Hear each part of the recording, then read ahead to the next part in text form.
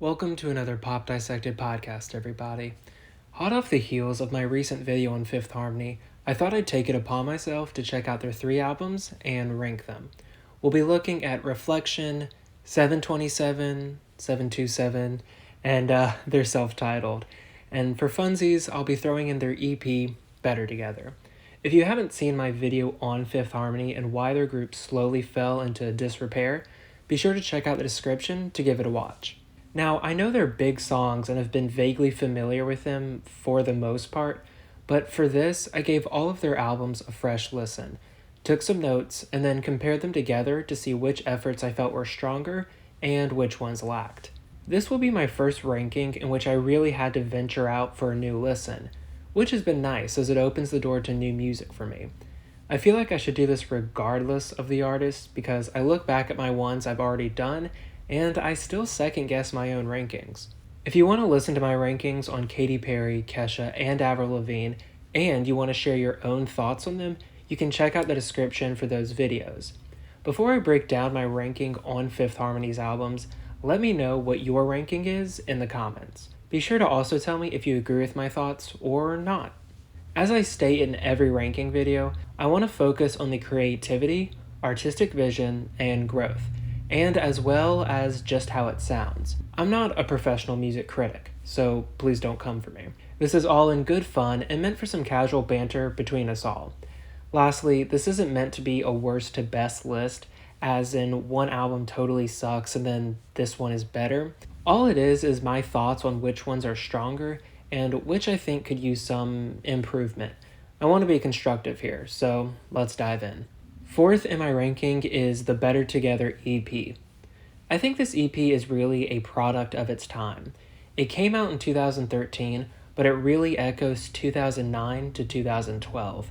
So they're really behind the trend since music was already shifting away from electro pop at this point in time. About every track I instantly found the apparent influence. Miss Movin' On is the standout on this album. It gives very strong Kelly Clarkson vibes, albeit a bit generic. I think this sound could be more powerful with less electronic influences. The title track instantly made me think of Bridget Mendler's music. It seems like this was made for a Disney Channel starlet. Leave My Heart Out of This is basically a Demi Lovato song, and it even sounds like them. Me and My Girls is almost like a softcore Kesha circa 2011. However, I think it offers the most fun on the EP. It's a song you could see during like a montage sequence in a made-for-TV teen flick. This one was also a standout for me, honestly. Who Are You is very pretty and inspiring, and it's a welcome change of energy, albeit it's out of nowhere, so its place on this EP is kind of odd. Then there's Don't Wanna Dance Alone. It's fun, but it's very much made for radio and simplistic. Again, Disney Channel vibes. There's no originality on Better Together, and I think throwing in a down-tempo track without anything comparable to it is an odd choice. However, I understand why it was done to show some versatility. This is a very tween-oriented EP, which I think works for said audience and definitely at the time and given the girl's age. It's fun, generic, and simple, but it's nothing I'm ever going to write home about, especially given how some of these tracks literally seem like a copy and paste. This is an issue or feature I noticed throughout their entire discography. Coming in third, we have 727 or 727, 7/27, July 27th. I'm not entirely sure. Better Together was an obvious fourth place for me, but man, I did go back and forth between third and second place. I'm sure even after cementing my opinion online for the world to see, I'll change my mind later on, but for now, 727 is third for me. This album was plagued with repetitive production. Fifth Harmony's producers abuse this post-chorus hook that always has the same energy, but sounds only slightly tweaked. You know, that really catchy winding sound that's meant to make you dance and groove. It always takes place after the chorus. It's before the next verse and before the bridge. It's all over their music and especially this album, and hearing it so much, it gets very old. I felt this album had a handful of tracks that really only existed to pad the runtime. The Life, I Lied, All in My Head, Flex, and yes, Work for Home. These tracks for me don't offer anything substantial by any means, often saying a whole lot about nothing. I do enjoy I Lied, and the production of Flex gives a nice balance with what they're going for, but it's overwhelmingly bland, especially in its pre-chorus. Not That Kind of Girl is another one. It gives Better Together with its Disney attitude, but I do think despite that, it's still solid nonetheless. That's My Girl is pretty annoying. The horns sound like farts. I mean, we've heard this type of song before. I did enjoy Scared of Happy, but the chorus really divides my perspective. I think the verses are a lot stronger, but were plagued with that post-hook whining atrocity I just mentioned. The latter half of the album is primarily where Fifth Harmony shines through. Gonna Get Better, Dope, and No Way are absolute standouts on this album, giving vocals in a more mid-down-tempo feel. Ride on Me and Squeeze offer good lyricism and energy, the latter still having that awful post-chorus hook. Overall, 727 is really split down the middle of what works and what doesn't. There's the struggle to evolve almost, which by your second album and third entire effort, you should have made some sort of evolution. It's like one foot's in the past, one's in the future, kind of in between.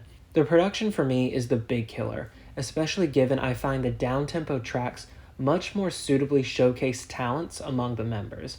Whether the tracks I don't favor are for fun or not, I find them to just take up space.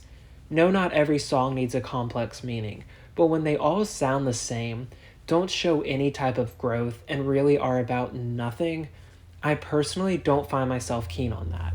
In second place, I put Reflection. This was a battle with 727, I'll tell you that, but I do think my line of reasoning does accurately dictate why this is a step above. It's their first album, and I think there's a clear effort to try new things, even if they play it safe and call back to Better Together. Reflection does offer some of the same issues I found to be on 727. I felt that in this effort, Fifth Harmony was really trying to branch out into R&B focused music, which was balanced alongside more subdued pop. Though I'm not the biggest fan of the pop elements, I think it does offer that gradual transition as they try to approach R&B. The big point about 727 is that they didn't really commit to either or. It was more just doing the same thing again. This musical approach and reflection is very evident from the very first two tracks, Top Down and Boss. It also establishes the female empowerment messages that will be woven throughout their entire discography. However, done so to a point, they start saying the same thing just 100 different ways. Don't get it twisted though. These messages are very important, and a good amount of them do offer uplifting perspectives, but circling around the same thing without adding any new substance isn't all that interesting, regardless of what the song is about or what the theme is. Onward from This Is How We Roll, the album is all around very solid. This Is How We Roll is filler for me, but it did kind of give me J-Lo pop vibes. Sledgehammer is fun, has a great chorus, and I think calls back to the strengths of their EP without being too rooted in that pop sound. Worth It is catchy, but I've always found it unexpectedly adult and very blatantly so, and that's not a bad thing, but I think they've approached maturity and sensuality a lot better on other songs and on other albums. I don't particularly find anything enjoyable with this track. Body Rock and Going Nowhere are the only songs in the latter half of the album I don't care for, the former being Disney Channel Better Together regression, and the latter being very bland and uninspired. The flow from Everlasting Love all the way through to We Know, and then Brave, Honest, Beautiful is perfect. Without a doubt, lyricism aside, which I felt was very obvious and simple, everything works. We're offered a nice variety of production that isn't whiplash. We get to really hear all the girls explore their vocals. They play to their strengths, and I think the stories in all these songs offer a lot more and variety than in the aforementioned tracks. Them Girls Be Like is really the only track that's a miss for me. It reminds me of a Glee song, and lyrically, I know it's trying to uplift women, but it also seems like a drive-by at the same time. I'm not entirely sure. Overall, Reflection, as with 727, finds its sweet spot in the latter half of the album. So that puts Fifth Harmony's self-titled at my number 1 ranking. This album had the most standout tracks for me that I felt were honestly perfect. For example, He Like That. The production is fresh and new. It's distinct, flirty, fun, and kind of sexy. This is the way to more effectively age up, in my opinion, for this specific group. Deliver is another one. It has an awesome throwback sound, expanding upon that familiarity. Don't Say You Love Me really balances every aspect of the song well, showcasing the group's vocals so strongly. Angel and Messy were also standouts. I felt they were both beautifully crafted songs. Although Angel has some less than interesting lyrics, Messy is very groovy, sensual. Honestly, I find it a hit. In the same breath, though, we have songs that I felt were just a major regression. Sauced Up was very generic, and considering they're trying to age themselves up, I felt it was a very vanilla way of exploring the concept of going out and drinking. It was a half commitment almost, but it did have potential. Make You Mad has that damn post-chorus hook production thing that I can't stand. It does try to be more different, but was generic as hell for the most part. Down, exact same for me. But there are new production incorporations that give it a bit of an edge. Now that leaves us with Lonely Night and Bridges, and those are outliers for me. I think they're that middle ground. They're good songs and stable. I don't really feel strongly opinionated about them either way. What I've come to realize in listening to Fifth Harmony's discography is that they've been pigeonholed into a very specific production formula, writing style, and type of content. This is very apparent on every single album. Better Together is the effort that doesn't really showcase a lot of these qualities I listed, but given it's very generic, outdated, and a product of its time just a bit too late, and seems to be really heavily inspired by certain artists, I put it last. That said, it is fun and does have some fun songs on it. 727 really shows unique attempts at production that I wish were more leaned into. Half of this album plays it safe, which is very disappointing for me upon listening. I also did feel it had too many songs that served no contribution to the overall record. Reflections showed the potential that I don't think was honed in on until their very last album. New genre approaches were taken, and in the back half of the record, they're blended pretty seamlessly without being too distracting. But again, I did find a good amount of throwaways on here. Their self-titled offers their most experimental work. It's pop, R&B, retro, tropical, all of the above. But these dancey tracks about nothing are annoying to me.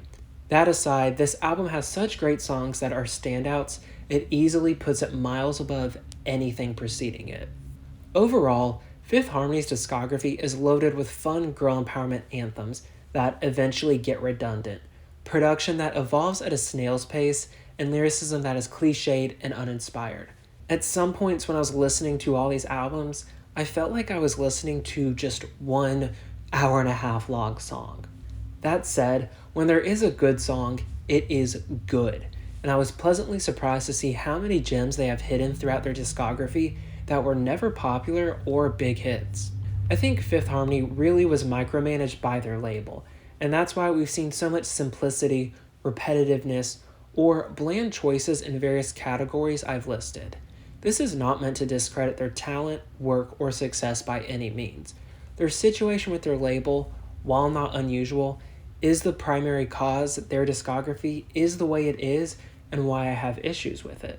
So what do you think about my ranking?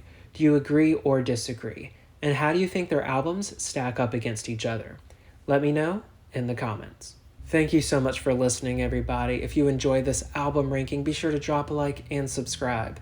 I'd also like to quickly shout out my channel members, Skyhawker, Daniel Barron, Steven, and David Vosmediano.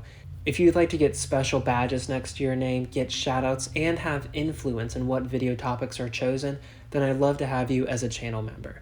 Thank you for listening.